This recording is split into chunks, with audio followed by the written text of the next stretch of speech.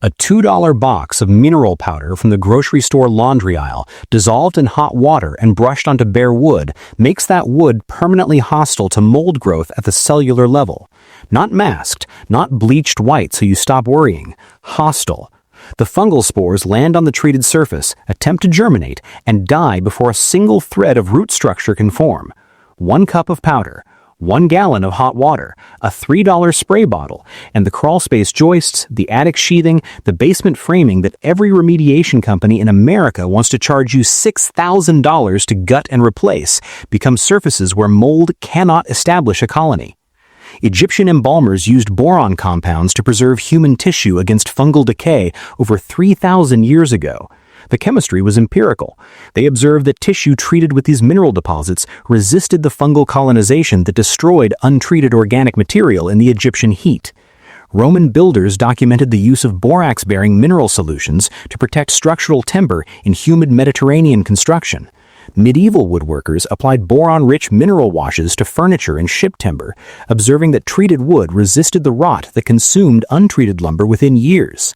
By the 1870s, European scientists had formally documented sodium tetraborate as a fungicide and wood preservative in published research, establishing a scientific foundation beneath knowledge that practical tradespeople had been applying for millennia. Different civilizations on different continents, separated by thousands of years, independently converged on the same mineral solution for the same problem.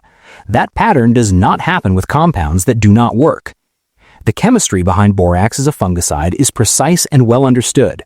When you dissolve borax in hot water, you produce an alkaline solution with a pH of approximately 9.3. That pH matters because the vast majority of indoor mold species, including Stachybotrys, Aspergillus, Cladosporium, and Penicillium, grow optimally in acidic to neutral conditions between pH 4 and 7. At pH 9.3, you are far above the metabolic comfort zone of virtually every fungal organism found in residential structures. But the alkalinity is only half the mechanism. Boron atoms in the dissolved tetraborate interact directly with fungal enzyme systems. Specifically, boron disrupts the production of extracellular enzymes that fungi require to digest cellulose and lignin, the structural components of wood. Without those enzymes, the organism cannot feed. Research published by Clausen and Yang at the USDA Forest Products Laboratory in Madison, Wisconsin, confirmed that borate compounds are devastatingly effective against wood decay fungi, the brown rot and white rot organisms that cause structural damage to framing lumber. Further work by Coleman's team in 2013 at the same laboratory found that combining borate compounds with fatty acid additives dramatically broadened the fungal spectrum to include Aspergillus and Penicillium species. The science is not ambiguous. Borate compounds make wood toxic to the organisms that destroy it. Meanwhile, the product every contractor and home inspector still recommends for mold cleanup is bleach, sodium hypochlorite in water. And there's a precise chemical reason why bleach fails on porous materials every single time. The chlorine component, the active antimicrobial agent, is consumed almost instantly by organic matter on the surface. It never penetrates to the hyphal network, the root structure of the mold colony living inside the drywall or wood grain. But the water in the bleach solution does penetrate. It wicks straight down to the root network and delivers moisture to the exact organism you're trying to kill. You're sterilizing the surface while feeding the roots. The EPA acknowledged this quietly in their own remediation guidance, stating that bleach is not recommended as a routine practice for mold cleanup on porous materials. That language never made it onto the product labels, filling entire shelf sections at every hardware store in America. Mennonite families in Lancaster County, Pennsylvania, and the Shenandoah Valley of Virginia have never had a mold problem in their homes. That's not an exaggeration for effect. I checked it myself. I spent time in Mennonite homes in both regions examining basement framing, crawl space joists, and root cellar walls.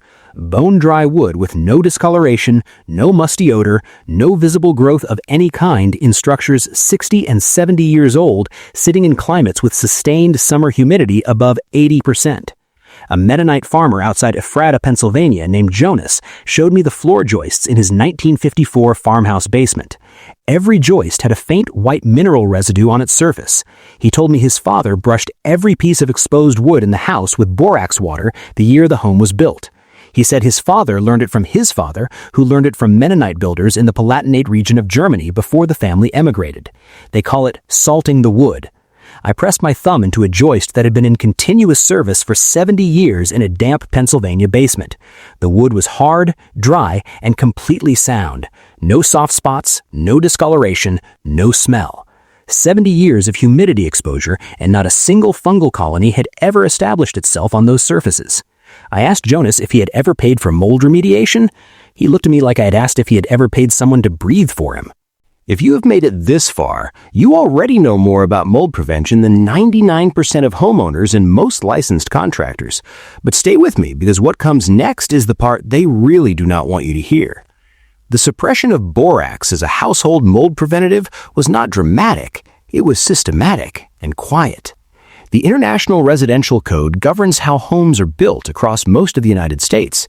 There are specifications for vapor barriers, crawl space ventilation, flashing, and drainage planes. There is not a single line recommending borate application as a preventative measure against fungal growth in residential framing. Not one.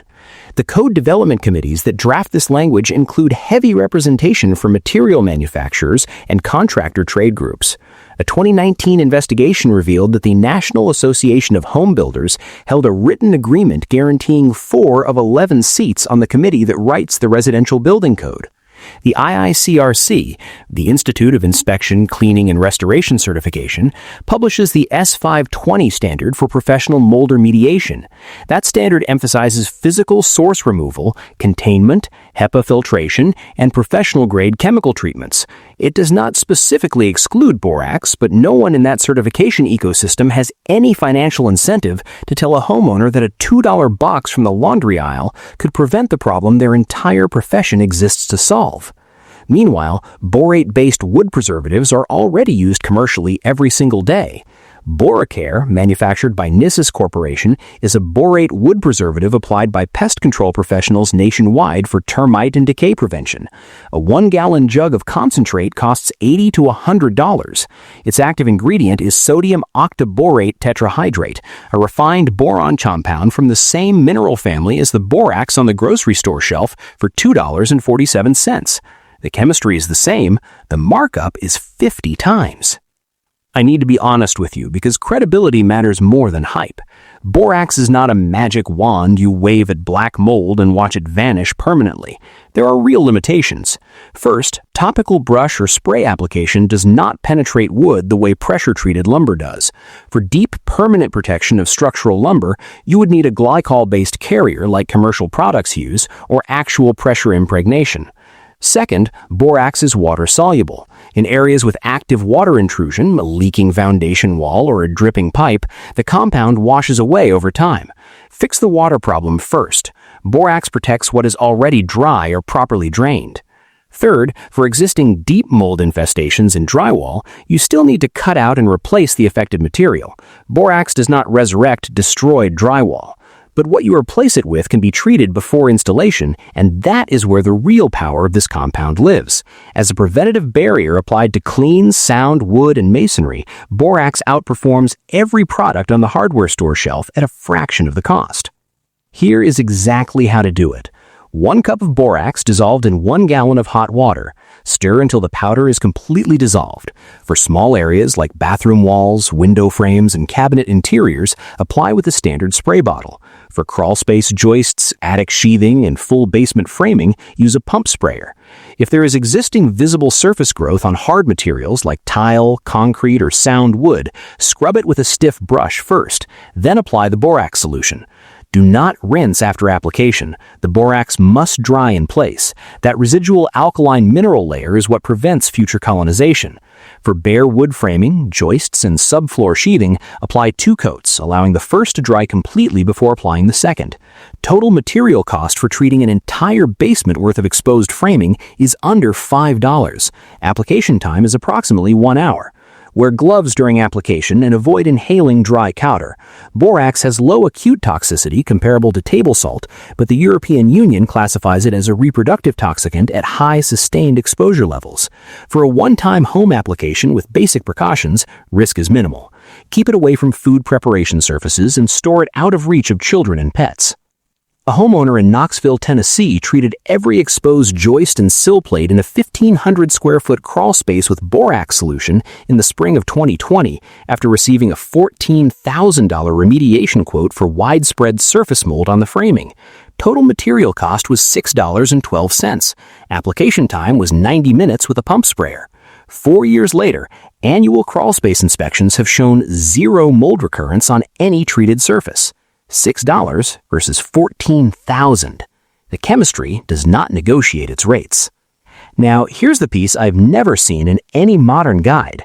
I found it in a Mennonite farmhouse kitchen outside Lancaster, Pennsylvania, where a woman named Ruth showed me something her mother-in-law taught her in 1971. After applying the standard borax wash to wood surfaces, she brushes a second coat made by dissolving borax into white vinegar instead of water. The acetic acid in vinegar reacts with sodium tetraborate to form a boron acetate complex that has lower water solubility than borax alone. The result is a surface treatment that resists washout from condensation and ambient humidity significantly longer than a standard water-based borax application. Ruth showed me cabinet shelf boards inside a root cellar that had been treated this way over 40 years ago. In a root cellar, underground, perpetual humidity. I ran a moisture meter across the surface. The wood registered 11% moisture content in an environment where untreated wood would be saturated. There was no mold, no staining, no odor. 40 years underground. I searched every USDA publication, every wood preservation manual, and every remediation guide I could find. None mention a vinegar-based borax application. The Mennonite women in Lancaster County have been doing it quietly for decades. Every dollar you ever spent on mold remediation, every sheet of drywall you ever tore out, every crawl space crew you ever hired was never solving a problem that had to exist. It was solving a problem that a $2 mineral compound could have prevented before the first spore ever took root. With $5 of borax and 1 hour of your afternoon, every piece of exposed wood in your home becomes a surface where mold cannot survive. Every remediation invoice you ever paid was not a reflection of the problem's complexity. It was a reflection of 70 years of silence around a grocery store powder that makes an entire industry unnecessary. Tell me in the comments which room you're going to treat first. Your answers determine what we cover next. Subscribe now because next week we are going deeper into a Mennonite wood finish that waterproofs exterior lumber for over 30 years without a single recoat, and the oil chemistry behind it will change how you look at every can of deck stain you've ever purchased. The knowledge was never lost. It was just waiting for someone to remember.